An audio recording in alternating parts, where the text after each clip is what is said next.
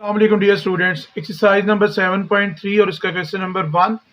मैं दो इसके टोटल 4 पार्ट्स हैं, 2 पार्ट्स इसके करूंगा। बाकी क्योंकि ये सारे बिल्कुल सेम चीज़ें हैं, एक पार्ट भी अगर आपको समझ आ जाता है तो ये सारे क्वेश्चन सेम उसी तरह से ही हैं। इसमें हम लोगों को उसने बोला हुआ है कि आपने करना है जी कोसाइन ऑफ एंगल जो है वो फाइंड करना है u और v के दरमियान। तो ये u डॉट v का रिलेशन आप लोगों के सामने ये लिखा हुआ है। तो सबसे पहले ये u डॉट v जो है वो हम लोग फाइंड कर लेते हैं। इसको देख लें जी, सबसे पहले u डॉट v।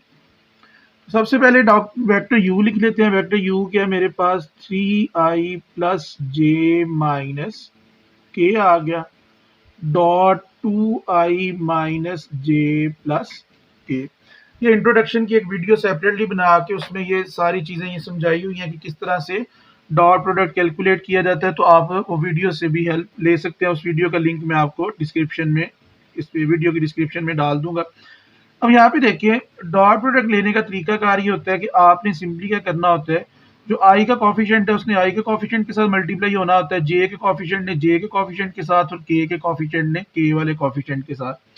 अब यहाँ पे देखिए, इधर आई का कॉफिशिएंट मेरे पास 3 है, इस साइड पे आई का कॉफिशिएंट मेरे पास 2 है, तो 3 ने 2 के साथ मल्टीप्लाई हो जाना है। इधर जे का कॉफिशिएंट मेरे पास +1 है, इधर जे का कॉफिशिएंट मेरे पास -1 आ गया। इधर मेरे पास के का कॉफिशिएंट -1 और इधर मेरे पास क्या आ गया, के का कॉफिशिएंट +1 आ गया। तो u डॉट v, इसमें ना तो आपने आई जे के कुछ भी नहीं लिखना होता क्योंकि डॉट प्रोडक्ट का आंसर एक स्केलर क्वांटिटी आना होता है।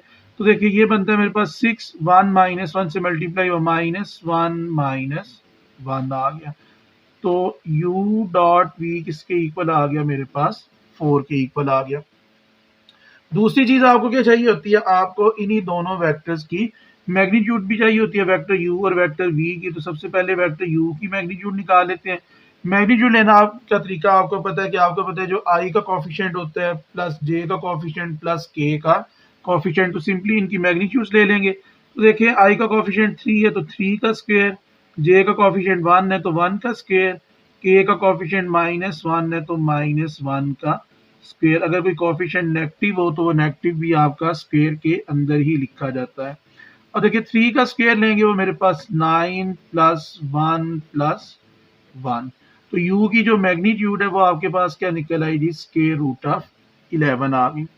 इसी तरह से देखिए, अगर मैं v की मैग्नीट्यूड फाइंड करूंगा तो v की मैग्नीट्यूड मेरे पास क्या आ जानी जी, सबसे पहले आ गया जी 2 का स्क्वायर, आगे j का कॉफिशिएंट -1 है तो -1 का स्क्वायर, के का कॉफिशिएंट +1 है तो 1 का स्क्वायर आ गया।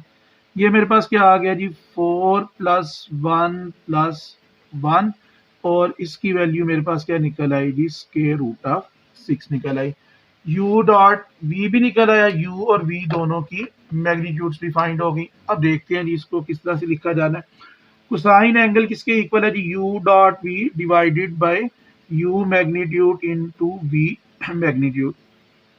तो u dot v divided by u magnitude into v magnitude, इसमें वैल्यूज पुट कर दें। u डॉट v आपके पास आया हुआ है 4 के इक्वल, ये मेरे पास आ गया जी √11 एंड √6, 4/√66 जो है वो इसका आंसर आ गया जी। तो स्टूडेंट क्वेश्चन नंबर 1 का सेकंड पार्ट देखें। इसमें भी सेम इसी तरह से दो वेक्टर्स मुझे गिवन है u और v। मैंने क्या करना है जी, इन दोनों का कोसाइन ऑफ एंगल जो है वो फाइंड करना है।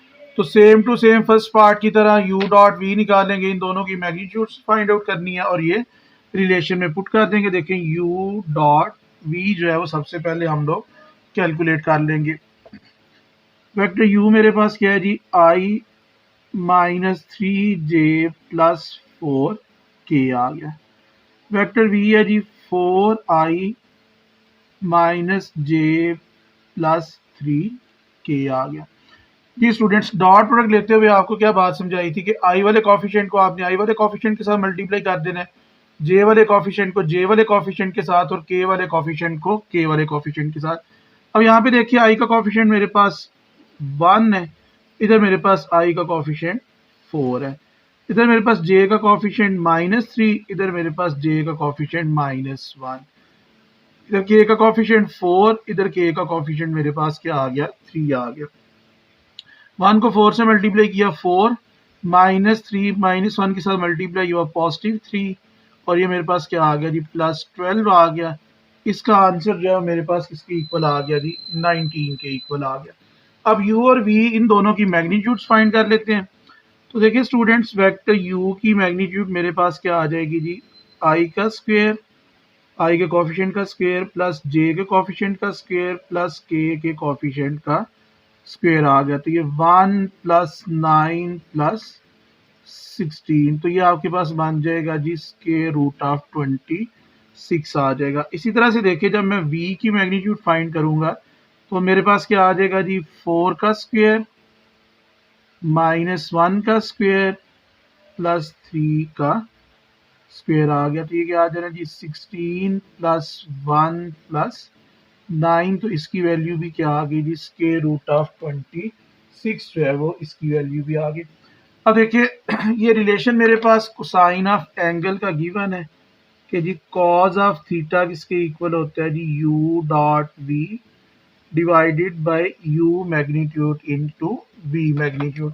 इसमें वैल्यूज पुट कर दें जी, u.v की वैल्यू आई थी मेरे पास 19, ये मेरे पास क्या आ जाएगा जी, √26 इंटू √26, क्योंकि दोनों की मैग्नीट्यूड क्या है जी, √26 है मेरे पास। ऊपर आ गया जी 19, डिनोमिनेटर में √26 का स्क्वायर, तो 19/26 जो है वो इसका आंसर आ गया। 2 पार्ट्स हैं इसके मैंने जो किए हैं, 4 पार्ट्स हैं तो सारे सेम है, इसलिए इसमें कोई परेशानी वाली बात नहीं। अस्सलाम वालेकुम डियर स्टूडेंट्स, एक्सरसाइज नंबर 7.3 और इसका क्वेश्चन नंबर 2 जो है वो डिस्कस करेंगे। काफ़ी ज़्यादा इंपॉर्टेंट क्वेश्चन है, अक्सर बोर्ड में पूछ लिया जाता होता है। अच्छा, अब यहाँ पे हमारे पास कंसेप्ट है जी projection of A along B and projection of B along A का। अब प्रोजेक्शन से क्या मुराद होता है कि ये देखिए ये 2 वेक्टर्स हैं, एक मेरे पास वेक्टर ए और एक मेरे पास क्या है जी, वेक्टर बी है। अब हमने ये देखना होता है कि जी इस वेक्टर ए की वेक्टर बी के अलॉन्ग जो इसकी वैल्यू है ना, जो इसका प्रोजेक्शन है, जो इसका इफेक्टिव कंपोनेंट है, उसे हम लोग प्रोजेक्शन बोलते हैं। तो ए का प्रोजेक्शन अलॉन्ग बी ए कॉस थीटा होता है और बी का प्रोजेक्शन अलॉन्ग ए जो होता है वो बी कॉस थीटा होता है। अब देखिए हमारे पास रिलेशन क्या है डॉट प्रोडक्ट का, कि ए डॉट बी इक्वल होता है ए कॉस थीटा के, ए बी कॉस थीटा के। तो देखिए ए का प्रोजेक्शन अलॉन्ग बी होता है मेरे पास ए कॉस ऑफ थीटा। अब ए कॉस थीटा की वैल्यू कैसे मिलेगी आपको, ये देखिए ए डॉट बी, ये आपका ए डॉट बी आ गया। तो ए कॉस थीटा चाहिए, ए कॉस थीटा इधर ही रह गया, तो बी की मैग्नीट्यूड जो है वो दूसरी साइड पे जाके क्या होगी, आपकी डिवाइड होगी। तो ए का प्रोजेक्शन क्या आएगा, a dot b over b की मैग्नीट्यूड आ जाएगा। इसी तरह जब आप projection of B along a निकालेंगे ना, तो वो आपके पास होता है जी बी कॉस थीटा, और वो क्या आएगा जी, A dot B divided by A की मैग्नीट्यूड। जब आप लोग ए का प्रोजेक्शन निकालेंगे नीचे बी की मैग्नीट्यूड डिवाइड होगी, जब बी का प्रोजेक्शन निकालेंगे तो ए की मैग्नीट्यूड जो है वो नीचे आपकी डिवाइड होगी। बस ये इतनी सी बात है, ये आपने ज़हन में रखनी है। क्वेश्चन नंबर 2 जो है वो अभी सॉल्व करते हैं जी। तो स्टूडेंट्स, उसमें मैं ये बोला हुआ है कि जनाबी वाला आपने करना है जी ए का प्रोजेक्शन अलॉन्ग बी भी कैलकुलेट करना है और बी का प्रोजेक्शन जो है वो अलॉन्ग ए जो है वो हम लोगों ने कैलकुलेट करना है। तो इसके लिए देखिए आपको क्या कुछ रिक्वायर्ड है। एक तो इन दोनों वेक्टर्स का मतलब डॉट प्रोडक्ट चाहिए दोनों केसेस में, और दूसरे नंबर पे आपको क्या चाहिए, इन्हीं दोनों वेक्टर्स की मैग्नीट्यूड भी चाहिए। तो मैं इन दोनों वेक्टर्स का डॉट भी ले लेता हूँ और इन दोनों वेक्टर्स की मैग्नीट्यूड जो है वो भी फाइंड कर लेता हूँ। अच्छा, अब देखें यहाँ पे ए डॉट बी किसके इक्वल आएगा मेरे पास। अब ये वेक्टर लिखा हुआ है, वेक्टर ए मेरे पास लिखा हुआ है जनाबे वाला i माइनस के। अब i माइनस के का मतलब ये है कि इसमें जो j का कॉम्पोनेंट है ना, वो आपके पास क्या है, वैसे ही 0 है j का कॉफिशिएंट। ये आपने एक बात ध्यान में रखनी है, तो मैंने साथ में 0 लिख दिया ताकि आपको समझने में आसानी हो सके। आगे देखें b में क्या लिखा हुआ है, j प्लस के। तो इसका मतलब क्या है कि i का कॉफिशिएंट यहाँ पे क्या है, 0 प्लस j प्लस के। डॉट प्रोडक्ट में आपको पता है कि हम लोग आई के कॉफिशेंट को आई के साथ, जे वाले को जे के साथ और के वाले को के साथ मल्टीप्लाई करते हैं। इसके ऊपर डिटेल वीडियो भी मैंने बनाई हुई है, उसका लिंक भी मैं इसकी डिस्क्रिप्शन में लगा दूंगा, इससे 7.3 के इंट्रोडक्शन से रेलिवेंट। अब देखिए इधर आई का कॉफिशेंट 1, उधर आई का कॉफिशेंट 0, तो 1 आपका वैसे ही क्या हो जाएगा 0 के साथ मल्टीप्लाई हो जाएगा। इधर जे का कॉफिशेंट 0, उधर जे का कॉफिशेंट 1, इधर के का कॉफिशेंट -1 और उधर के का कॉफिशेंट क्या आ गया जी +1 आ गया। अब देखिए ये 0 के साथ जब 1 ने मल्टीप्लाई होना है, इसने भी 0, इसने भी 0, सिर्फ -1 +1 के साथ मल्टीप्लाई होगा, तो इसका आंसर क्या आ जाएगा -1 आ जाएगा। तो ए डॉट बी किसके इक्वल आ गया मेरे पास -1 के इक्वल आ गया। स्टूडेंट ए डॉट बी की वैल्यू तो मुझे मिल गई हुई है। अब मुझे इसके अलावा क्या चाहिए, इन्हीं दोनों वेक्टर्स की मैग्नीट्यूड्स भी चाहिए, वेक्टर ए की भी और वेक्टर बी की भी मैग्नीट्यूड चाहिए। तो देखिए वेक्टर ए की मैग्नीट्यूड निकालूंगा तो वो मेरे पास क्या आ जाएगा, आई का कॉफिशिएंट 1 है तो 1 का स्क्वायर, जे का कॉफिशिएंट 0 है और के का कॉफिशिएंट आपके पास क्या है -1 है। तो ये मेरे पास क्या आ जाएगा जी 1 + 0 + 1। तो इसकी वैल्यू मेरे पास स्टूडेंट्स क्या बनती है जी √2।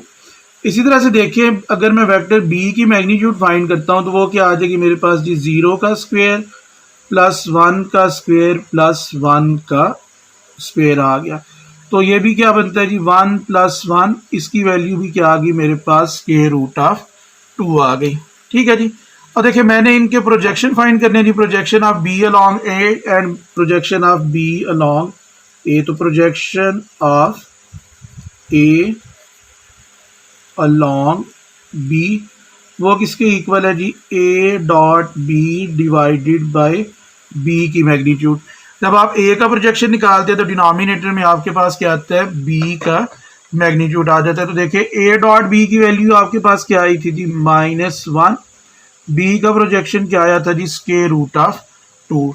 अब इसी तरह से मैंने क्या फाइंड कर लेना जी projection of B along A. तो वो क्या आना है जी A dot B divided by A की मैग्नीट्यूड। तो ए डॉट बी आपका किसके इक्वल आया जी -1 के, और ए की मैग्नीट्यूड क्या आई हुई है जी √2। जी स्टूडेंट्स क्वेश्चन नंबर 2 का सेकंड पार्ट क्या है जी, ए और बी दो वेक्टर्स गिवन है, मैंने क्या निकालना है सेम उसी तरह से ए का प्रोजेक्शन अलॉन्ग बी और बी का प्रोजेक्शन जो है वो अलॉन्ग ए जो है वो मैंने फाइंड करना है। ए डॉट बी चाहिए और बी दोनों के जो है वो मैग्नीट्यूड्स चाहिए। तो सबसे पहले देखिए मैं ए की अगर मैग्नीट्यूड निकालता हूँ तो वो मेरे पास क्या आ जाना जी 3 का स्क्वायर +1 का स्क्वायर +-1 का स्क्वायर आ गया। तो 3 का स्क्वायर 9 +1 +1, तो इसका आंसर मेरे पास क्या आ गया जी √11 आ गया। अब देखिए अगर बी का प्रोजेक्शन फाइंड करना है तो आई का कॉफिशिएंट क्या है जी -2, जे का कॉफिशिएंट जी -1 और के का कॉफिशिएंट क्या है जी +1 है मेरे पास। तो ये 4 + 1 + 1, इसकी वैल्यू मेरे पास क्या निकल आई जी √6 निकल आई। अब देखिए ए डॉट बी जो है वो मैं कैलकुलेट कर रहा हूँ, तो a dot b students directly लिख लेते हैं। देखिए डॉट प्रोडक्ट में आपने करना होता है जी आई वाले कॉफिशिएंट को आई वाले कॉफिशिएंट के साथ मल्टीप्लाई करना होता है। ए में देखिए आई का कॉफिशिएंट आपके पास +3 है, जबकि बी में आई का कॉफिशिएंट आपके पास क्या है जी -2। ए में जे कॉफिशिएंट जो है, जे का कॉफिशिएंट आपके पास क्या है +1, बी में जे का कॉफिशिएंट क्या है -1, के का कॉफिशिएंट -1 और बी में के का कॉफिशिएंट क्या आ गया आपके पास +1 आ गया। तो अब आप इसको देख लें ये क्या बनता है जी -6 -1 -1। तो ए डॉट बी की वैल्यू मेरे पास क्या आ गई जी -8 जो है मेरे पास इसकी वैल्यू आ गई। अब आपने करना है जी सीधे सीधे इनके प्रोजेक्शन फाइंड कर लेने। ये हमारे पास प्रोजेक्शन लिखे हुए हैं, मतलब रिलेशन उनके जी प्रोजेक्शन ऑफ ए जो है अलॉन्ग बी आपके पास क्या आना है ए डॉट बी। ए का निकाल रहे हैं तो नीचे बी की मैग्नीट्यूड डिवाइड होगी, और जब आप लोग प्रोजेक्शन ऑफ बी जो है वो कैलकुलेट करेंगे अलॉन्ग द ए, तो उस सूरत में आपका डिनोमिनेटर में ए की जो मैग्नीट्यूड है वो डिवाइड हो जाएगी। तो ये वैल्यूज लिख देते हैं। देखें ए डॉट बी क्या आया हुआ है जी, -8 आया हुआ है। बी का की मैग्नीट्यूड क्या है जी, स्क्वायर रूट ऑफ 6, तो -b over square root of 6, sorry -8 over square root of 6, और ये -8 ओवर स्क्वायर रूट ऑफ 11 जो है वो इसका आंसर आ जाएगा।